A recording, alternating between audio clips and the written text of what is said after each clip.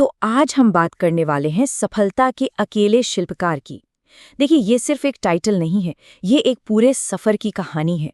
एक ऐसा सफर जहां कोई इंसान बाहरी दुनिया के शोर को पीछे छोड़कर अपने अंदर की आवाज को ही अपनी सबसे बड़ी ताकत बना लेता है। चलिए इस कहानी को और करीब से जानते हैं। सोचिए जरा, रात का गहरा अंधेरा है, सड़क एकदम सुनसान है और दूर शहर की लाइटें बस टिमटिमा रही हैं। ये जो माहौल है ना, ये कहानी के अकेलेपन और शांति दोनों को एक साथ दिखाता है और यहीं से हमारे हीरो के सफर की शुरुआत होती है। तो हमारा हीरो अकेला है और दुनिया की नजरें उसे बस तौल रही हैं। ये लड़का थोड़ा अलग है, थोड़ा घमंडी लगता है। अक्सर यही बातें उसके बारे में कही जाती हैं। पर सवाल ये है कि क्या लोगों की ये धारणा ही पूरी सच्चाई है? तो चलिए कहानी के पहले हिस्से में चलते हैं, भीड़ का हिस्सा। क्योंकि सच तो ये है कि अकेलापन हमेशा से उसकी पहचान नहीं था।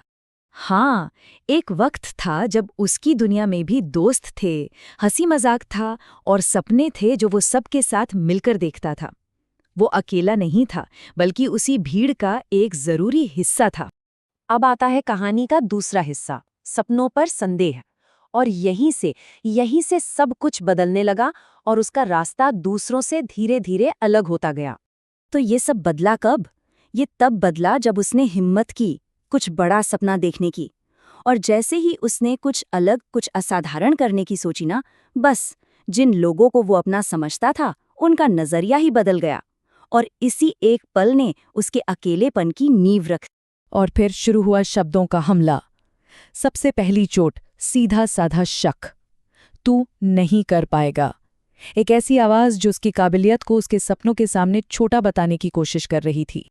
लेकिन बात यहीं खत्म नहीं हुई। शक और भी गहरा होता गया। कोशिश ये की गई कि उसे यकीन दिला दिया जाए कि अरे भाई, जिस मंजिल को वो देख रहा है ना, वो उसकी पहुंच से बहुत बहुत दूर है। और आखिर में सीधा हमला उसके आत्मसम्मान पर। यह सिर्फ शक नहीं था, ये उसके कॉन्फिडेंस को पूरी तरह से तोड़ने की एक कोशिश थी। और इन शब्दों का वजन बहुत भारी था। तो अब आता है कहानी का तीसरा पड़ाव, अकेलेपन का चुनाव। इन सब बातों के बोझ के नीचे उसके पास एक फैसला था, या तो हार मान लो या फिर एक नया रास्ता चुन लो। शुरू में तो उसने बहुत कोशिश की, बहस की, सबको समझाने की कोशिश की। फिर उसने सोचा चलो इनको गलत साबित करके दिखाता हूं, मेहनत की। लेकिन इन सब के बाद उसे एक बहुत गहरी, बहुत ज़रूरी बात समझ में आई। और वो बात ये थी कि कुछ जवाब वो काम से दिए जाते हैं, शब्दों से नहीं। बहस करने में सिर्फ अपनी एनर्जी वेस्ट होती है। असली जवाब तो काम देता है, शब्द नहीं।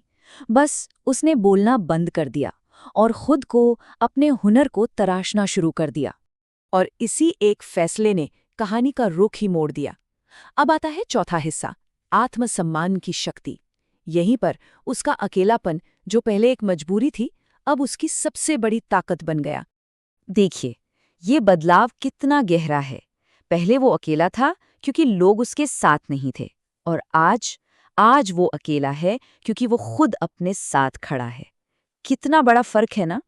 ये उसकी अपनी अंदर की आवाज है। वो कहता है कि मैं अकेला इसीलिए चलता हूं क्योंकि मेरा ईगो उन सब से ज्यादा मजबूत है जिन्होंने मुझ पर शक किया था। लेकिन रुकिए, यहाँ ईगो का मतलब वो नहीं है जो हम आम तौर पर समझते हैं। यहाँ पर ईगो का मतलब घमंड या अकड़ बिल्कुल नहीं है, बल्कि ये तो एक मिक्सचर है उसके आत्मसम्मान का, उसके अटूट विश्वास का और उसके संघर्ष से मिली हुई ताकत का। ये वो स्वाभिमान है जो उसने कमाया है। और अब कहानी के आखिरी हिस्से पर आते हैं, सफर के सच्चे साथी। तो सवाल ये उठता है कि क्या वो आज भी सच में अकेला है? अब देखिए, उसे किसी के सर्टिफिकेट की जरूरत नहीं रही। उसे कोई आकर बताए कि वो कर सकता है या नहीं, इस बात से उसे कोई फर्क नहीं पड़ता।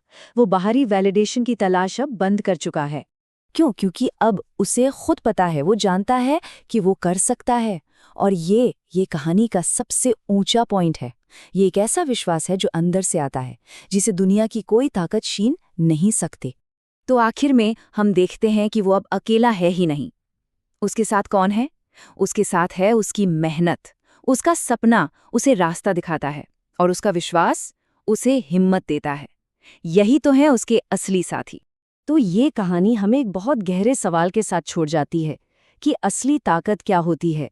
क्या वो भीड़ के साथ चलने में है या फिर अपने विश्वास के साथ अकेले खड़े होने की हिम्मत में? शायद इसका जवाब हम सबके अंदर ही कहीं छिपा है।